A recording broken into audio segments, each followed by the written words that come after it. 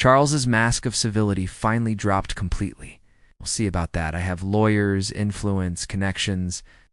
I can make your life very difficult, Mrs. Crawford, both of your lives. And I have something you don't, Samuel replied quietly. I have the law on my side.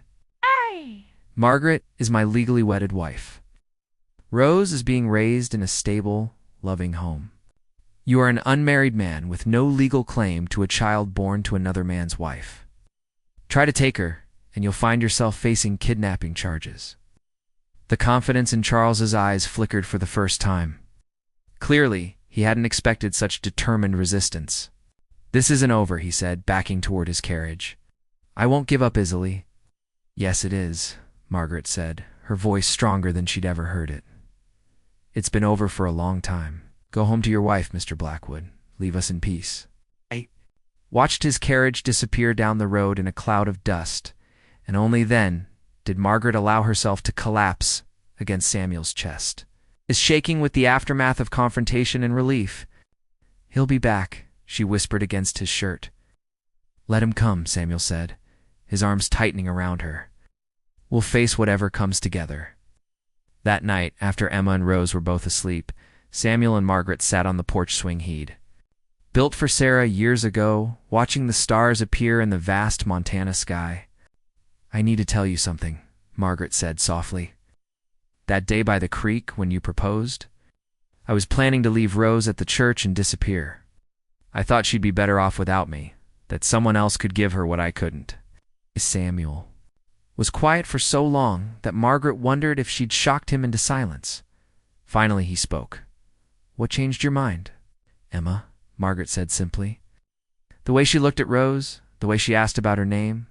I realized that running away wouldn't protect Rosette, would just leave her alone in the world, the way I was alone.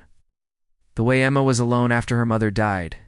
And now, Margaret turned to look at him, this man who had saved her life and her daughter's life without asking for anything in return. Now I know that home isn't a place. It's people. It's you and Emma and Rose. It's this life we've built together. Samuel reached for her hand, intertwining their fingers. Margaret, I need you to know something too. When I married you, I thought I was doing it for practical reasons. For Emma's sake, for your sake. But somewhere along the way, he trailed off, and Margaret's heart began to pound. Along the way? What? Along the way, I fell in love with you. The words came out in a rush, as if he'd been holding them back for months. Not because you replaced Sarah, but because you became someone I couldn't imagine living without. You brought light back into this house, laughter back into Emma's life. You made us whole again. Margaret felt tears spring to her eyes. Samuel ... No, this wasn't what we agreed to, he continued quickly. I know you married me for security, not romance. I don't expect you to feel the same way. But I needed you to know, especially after today, that this isn't just convenience for me anymore. You are my wife in every sense of the word, and I will fight anyone who tries to hurt you or our children. Margaret pressed her free hand to her chest where her heart was beating so hard she was sure he could hear it. You think I don't feel the same way? Samuel looked at her with such hope and vulnerability that it took her breath away. I fell in love with you the day you taught Emma to braid my hair, Margaret said, her voice thick with emotion. The day. You held Rose while she was teething and walked the floor with her for hours so I could rest. The day you brought home that book of poetry because you remembered me mentioning that I used to love reading. I've been in love with you for months. Samuel Crawford. But I was too afraid to believe it could be real. The kiss he gave her then was nothing like their wedding kiss. This was full of passion and promise and the desperate relief of two people who had found their way to each other, despite all the odds stacked against them. When they finally broke apart, Samuel rested his forehead against hers. So what happens now? Now, we stop pretending this is just a marriage of convenience, Margaret said with a smile that felt like sunshine breaking through clouds. Now, we build a real life together, based on love instead of just necessity. Like the sound of that, Samuel murmured, pulling her closer. As summer turned to autumn, and autumn turned to winter again, the Crawford family settled into their new reality. Charles Blackwood made a few more half-hearted attempts to assert his parental rights. But but his lawyers eventually convinced him that pursuing the matter would only create scandal without guarantee of success. He returned to Chicago and his wife. Leaving Margaret and Rose in peace at last, Emma started school in town. Chattering excitedly each day about her lessons and her friends, Rose took her first steps in the ranch house parlor, stumbling from Margaret's arms into Samuel's with the fearless determination of childhood. Margaret discovered she was expecting another child, and Samuel's joy at the news was so profound, it brought tears to her eyes. On their first wedding anniversary, they renewed their vows in the same little church where they'd married out of desperation and hope. This time, there was no pretense, no practical arrangement masked as romance.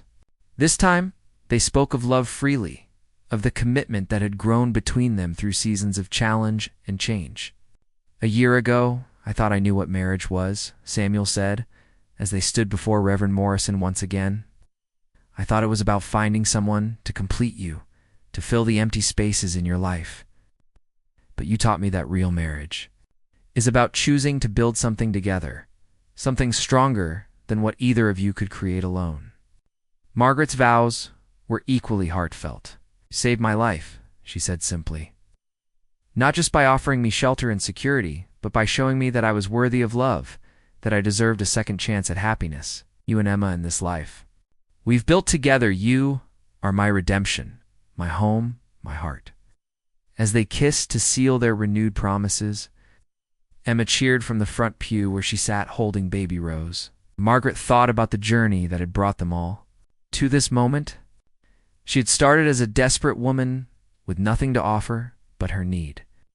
And Samuel had begun as a lonely man trying to do the practical thing for his daughter's sake. But love, Margaret had learned, wasn't practical. It was miraculous, transformative, powerful enough to take broken people and make them whole again. It was strong enough to create families from strangers, to build homes from houses, to turn survival into joy. That evening, as they sat together, on the porch, watching the sun set over the Montana mountains, Margaret reflected on how much had changed since that day by the creek when Samuel had made his unexpected proposal. "Do you ever wonder what would have happened if you hadn't seen me that day?" she asked, Rose sleeping peacefully in her arms, while Emma and Samuel worked on a puzzle at the small table nearby. "I try not to think about it," Samuel said, looking up from the puzzle pieces. "Some things are too terrible to contemplate." "I think God brought us together," Emma said, with the certainty of a child who had never learned to doubt divine providence. "Mama Sarah is in heaven, and she probably asked God to send us someone who needed us as much as we needed them." Margaret smiled at the little girl who had so completely claimed her heart. "Do you think she would approve of me?" "Oh, yes," Emma said, without hesitation. "She would love that Papa is happy again. She would love that Rose and the new baby will have a mama who loves them. And she would love that I got to help pick you out." Samuel reached across the space between their chairs to take Margaret's free hand. "Sarah would love you," he said quietly. "She would love how you've made our house into a home again, how you've brought laughter back into our lives. She would love that Emma has someone to teach her about being a woman. She would love that you never tried to replace her, but instead made your own space in our hearts." As the stars began to appear in the darkening sky, Margaret thought about the long, difficult journey that had brought her to this moment. The shame and fear, the desperate flight from Chicago, the months of uncertainty and struggle, all of it had led her here to this porch, to this family, to this love that felt as vast and enduring as the frontier sky above them. She had been a woman with nothing to offer but her need, and Samuel had been a man trying to do right by his daughter. But together, they had discovered that love could grow in the most practical soil, that families could be built from the most unlikely foundations, that redemption could come in the simple act of choosing to trust, to hope, to try again. Rose stirred in her arms, and Margaret kissed her daughter's forehead, breathing in the sweet scent of childhood and possibility. Tomorrow would bring new challenges, a growing family, a ranch to run, the endless work of building a life together. But tonight, surrounded by the people she loved most in the world, Margaret Crawford was exactly where she belonged. The frontier had always been a place where people came to start over, to leave behind the mistakes and disappointments of their past lives, and build something new under the endless sky. The wedding took place the following Sunday in the small white church at the heart of Millfield. Margaret wore Sarah's dress, carefully altered to fit her smaller frame. Samuel had offered it with surprising gentleness, explaining that Sarah would have wanted another woman to find joy in it rather than letting it gather dust in a trunk. The whole town came to witness the unusual union, their faces a mixture of curiosity and judgment. Margaret held Rose close and tried to ignore the whispers, focusing instead on Emma's beaming smile and Samuel's steady presence beside her. Reverend Morrison spoke about the sanctity of marriage, about the bonds that join two souls before God. As Margaret repeated her vows, she found herself meaning every word, despite the circumstances that had brought them together. She promised to honor Samuel Crawford, to care for his daughter, to build a life with him based on mutual respect and shared purpose. Samuel's vows were equally sincere, his deep voice carrying easily through the small sanctuary, when he promised to protect and provide for both her and Rose. Margaret felt something. Inside her chest, something that had been frozen for so long began to thaw. The kiss he gave her after the ceremony was chaste and brief, but it carried the weight of possibility. The first months of their marriage were a delicate dance of adjustment and discovery. Margaret threw herself into caring for the household, cooking meals that filled the house with warmth and comfort, mending clothes, tending to the garden that Sarah had started. Samuel was patient with her inexperience, gentle when she made mistakes. And gradually, they fell into a rhythm that felt almost natural. Emma flourished under Margaret's care, blossoming from a lonely to serious child into the bright, chattering girl she was meant to be. She helped Margaret care for baby Rose, who grew stronger each day on the fresh milk from the ranch's cows and the nourishing food that was suddenly abundant in their lives. But it was the quiet moments that surprised Margaret most the evenings. When Samuel would sit by the fire reading while she mended by lamplight, the mornings when they would work side by side in companionable silence, the way he never failed to thank her for the meals she prepared or compliment her on how well she was caring for Emma. He never pressed her about her past, never demanded the intimacy that was his right as her husband. Their marriage remained one of convenience. But Margaret found herself growing more comfortable in his presence, or grateful for his steady kindness. Winter arrived early that year, blanketing the ranch in pristine white and forcing them all to spend long hours together in the warm house. It was during one of these cozy evenings, with Emma asleep upstairs and baby Rose finally settled for the night, that Margaret found the courage to share a piece of her story. "I wasn't really married," she said quietly as they sat by the fire. "Rose's father and I, we weren't married." Samuel looked up from his book, his expression unreadable. "I see, he was a wealthy man in Chicago. He's married to someone else. I was young and foolish, and I thought he loved me." Margaret's voice was barely above a whisper. "When I told him about the baby, he offered to pay for me to go away. To disappear, I took the money and ran." Samuel closed his book and set it aside, giving her his full attention. "That must have been very difficult." "I was so ashamed," Margaret continued, the words pouring out of her now. "My family disowned me when they found out. I had nowhere to go, no way to support myself. I told people I was a widow because it was easier than admitting the truth." "The truth is, you protected your child," Samuel said firmly. "The truth is, you did what you had to do to survive." Margaret looked at him in surprise. "You're not disgusted? Disappointed?" Samuel was quiet for a long moment, and when he spoke, his voice was thoughtful. "Margaret, I've lived through war, drought, disease, loss. I've seen good people make terrible choices, and terrible people make good ones. What I see when I look at you is a woman who has faced impossible circumstances with courage and grace. Rose is lucky to have you as her mother. Emma is lucky to have you in her life. And I." He paused, seeming to choose his words carefully. "I'm grateful you trusted me with your story." Something shifted between them that night.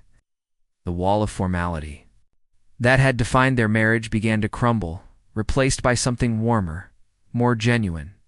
Margaret found herself sharing more stories from her past, not the painful parts, but the happy memories of her childhood, her dreams of becoming a teacher, the books she'd love to read. Samuel, in turn, began to open up about his own losses.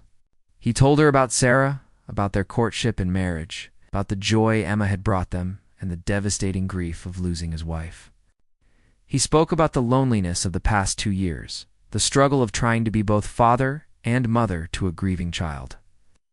"I never thought I'd marry again," he admitted one evening as they walked together around the ranch, checking on the animals before bed. "I thought what Sarah and I had was something that only happened once in a lifetime." "Maybe it was," Margaret said softly. "Maybe what we have is something different, not better or worse, just ... different." Samuel stopped walking and turned to look at her, snowflakes catching in her dark hair, her cheeks pink from the cold. "What do we have, Margaret?" The question hung in the air between them, heavy with possibility. Margaret felt her heart beating faster as she looked into his eyes. Saw something there that hadn't been there before, perhaps had been there all along, carefully hidden beneath the surface of their practical arrangement. "I think," she said carefully, "we have something worth protecting." Spring brought new life to the ranch and new challenges to their marriage. A letter arrived in town addressed to Mrs. Margaret Sullivan, her maiden name. Samuel brought it home. With a grave expression, setting it on the kitchen table without comment, Margaret stared at the envelope as if it were a snake, her hands trembling as she recognized the handwriting. Charles Blackwood had found her. "Who is it from?" Samuel asked gently. Margaret's throat felt tight. "Rose's father. He's found us." She opened the letter with shaking hands, her face growing pale as she read. Charles was coming to take Rose. He'd decided he wanted his daughter after all, was prepared to offer Margaret money to disappear again this time, without the child. "No, he can't do that," Samuel said, his voice hard with anger after Margaret showed him the letter. "Jeez. Your daughter, you're married now. He has no legal claim." "He has money," Margaret whispered. "Power. Connections. He could make trouble for us, for you. He could destroy everything we've built here." Samuel took her hands in his grip firm and warm. "Let him try. This is our home. Rose is our daughter. Emma is our daughter. You are. My wife and I will not let anyone threaten our family." The word family hung between them, and Margaret realized that somewhere along the way, without either of them quite realizing it, that's what they'd become. Not just a people sharing a house out of convenience, but a real family bound together by love and loyalty and shared purpose. Charles Blackwood arrived on a Tuesday morning in late April, stepping down from an expensive carriage with the arrogant confidence of a man accustomed to getting his way.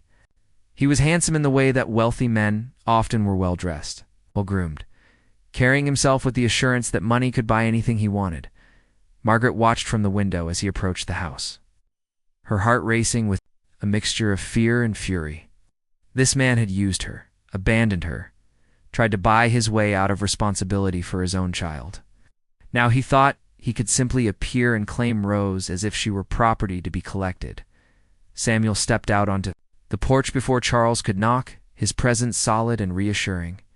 Emma clung to Margaret's skirt, sensing the tension, even if she didn't understand it, while baby Rose gurgled happily in her arms, blissfully unaware that her world was about to be turned upside down. "Mr. Blackwood, I presume," Samuel said, his voice carefully neutral. "Mr. Crawford." Charles removed his hat with perfunctory politeness. "I believe we have business to discuss regarding my daughter." "Your daughter is inside this house, where she belongs, with her mother and her family," Samuel replied evenly. "I'm not sure what business you think we have," Charles smiled, but there was no warmth in it. "I think you'll find that biology trumps. Marriage certificates, Mr. Crawford. Rose is my blood, my heir. I'm prepared to be generous in compensating you for your ... services ... in caring for her, but she's coming home with me." "This is her home," Samuel said, and the steel in his voice made Emma press closer to Margaret. "Margaret is her mother. Emma is her sister. I am her father in every way that matters. You are nothing but a stranger." "I'm her father," Charles said, his civilized veneer beginning to crack. "I'm a wealthy man, Mr. Crawford. I can provide her with the finest education, the best of everything." "What can you offer her? A ranch in the middle of nowhere? A life of poverty and struggle. Margaret couldn't stand it anymore. She stepped out onto the porch with Rose in her arms, Emma close beside her. "I can offer her love," she said, her voice ringing with fierce maternal protection. "I can offer her a family that wants her, that will protect her, that will never abandon her when things get difficult." Charles looked at her with a mixture of desire and contempt that made Margaret's skin crawl. "Margaret, my dear, surely you can see reason." The autumn wind carried the scent of burning leaves across the Montana prairie as Samuel Crawford watched the distant figure walking along the creek bed. Even from a quarter-mile away, he recognized the careful way she picked her path through the rocks, the protective way she held the small bundle against her chest. Margaret Sullivan had been walking that same route for 3 weeks now, ever since she'd arrived in Millfield with nothing but the clothes on her back and a baby barely old enough to sit up. Samuel set down his hammer and wiped the sweat from his forehead. The fence could wait. Something about the woman's movements today seemed different, more hurried, more desperate. He'd been watching her from afar, this mysterious widow who'd appeared in their small frontier town like a ghost from another life. The townspeople whispered about her, of course, young woman traveling alone with an infant, no husband in sight, no family to speak of. In 1885, such things raised eyebrows and loosened tongues. But Samuel Crawford had learned not to judge too quickly. Life on the frontier had a way of stripping away everything you thought you knew about yourself, leaving only what truly mattered. And what he saw when he looked at Margaret Sullivan was a woman fighting to survive, fighting to protect what was left of her world, his own daughter. 8-year-old Emma came running from the house, her blonde braids flying behind her. "Papa, can we go to town today?" Mrs. Henderson said there might be penny candy at the general store. Samuel knelt down to meet his daughter's bright blue eyes, so much like her mother's had been. Sarah had been gone for 2 years now, taken by the fever that swept through the territory that terrible winter. Some days it felt like yesterday, other days like a lifetime ago. "Maybe tomorrow, sweetheart," he said, brushing a strand of hair from Emma's face. "Today I think we need to pay a visit to someone who might need our help." Emma followed his gaze toward the creek where Margaret had stopped, sitting on a fallen log while her baby fussed in her arms. "The sad lady?" Emma asked with a blunt. Honesty of childhood, yes, the sad lady. Samuel stood and took his daughter's hand. "Come on, let's see if we can help her smile." Duh! They found Margaret Sullivan crying silently by the water's edge, her baby daughter wailing in hungry desperation. She looked up as they approached, her green eyes wide with embarrassment and fear. Samuel had spoken to her only twice before, once at the general store. Once at church, but up close, he could see the exhaustion etched in every line of her face, the way her dress hung loose on her too-thin frame. "Ma'am," Samuel said quietly, removing his hat, "I'm sorry to intrude, but we couldn't help but notice you seemed troubled." Margaret wiped her eyes with the back of her hand, trying to compose herself. "I'm fine, Mr. Crawford, just resting." But even as she spoke, the baby's cries grew more desperate, and Margaret's face crumpled with a mother's anguish. Emma stepped forward with the fearless compassion that children possess. "Your baby sounds hungry," Emma said simply. "She all right?" Margaret's composure finally broke. She's so hungry," she whispered. "I haven't been able to. I don't have enough milk anymore. I haven't eaten properly in days, and Now her voice trailed off, and she looked away in shame. Samuel felt something twist in his chest. He'd watched his own wife struggle with nursing. Emma, during those first difficult months, remembered the helpless feeling of watching the woman he loved sacrifice everything for their child. Without hesitation, he shrugged off his coat and wrapped it around Margaret's shoulders. "When's the last time you had a proper meal?" he asked gently. Margaret's laugh was bitter. "Proper meal? I can't even remember. The money I had ran out. Weeks ago, I've been living on what I can find, what people sometimes leave outside the church, but it's not enough. She needs more than I can give her." The raw honesty of her admission hit Samuel like a physical blow. Here was a woman at the end of her rope, watching her child suffer while the town gossiped about her circumstances. He made a decision that would change everything. "Ma'am, I'm going to say something that might sound strange, but I want you to hear me out." Samuel knelt beside her, his voice steady and sure. Your daughter needs a home, but a daughter needs a mother. Maybe we can help each other. Margaret stared at him, certain she'd misheard. I'm sorry, what? I'm proposing, Samuel said simply. A marriage of convenience, if you will. You need security, food, shelter for your child. Emma needs a woman's care, someone to help her grow into the lady her mother would have wanted her to be. I'm not talking about love, ma'am. I'm talking about survival, about making the best of the cards we've been dealt. The silence stretched between them, broken only by the baby's continued crying and the soft whisper of wind through the grass. Margaret looked at this man, this stranger who was offering her salvation, and tried to find the words to respond. You don't know anything about me, she said finally. You don't know where I came from, what I've done, why I'm really here. I know you're a good mother, Samuel replied. I know you'd rather starve than see your child suffer. I know you're stronger than most people I've met. That's enough for now. Emma, who had been listening with the wide-eyed fascination of childhood, suddenly reached out and touched the baby's tiny hand. What's her name? Rose, Margaret whispered. Her name is Rose. Rose is pretty, Emma said solemnly. If you marry my papa, will you be my mama too? The simple question broke Margaret's heart. She looked at this earnest little girl, this kind man, this chance at redemption she'd never dared to hope for. But shame held her tongue.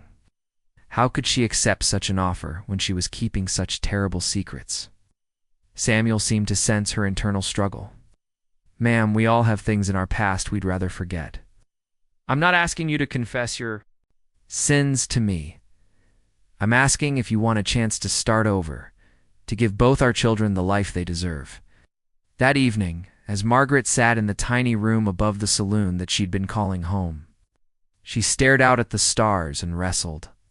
With her conscience, Samuel Crawford was a good man, that much was clear. He owned a successful ranch, was respected in the community, and his daughter clearly adored him.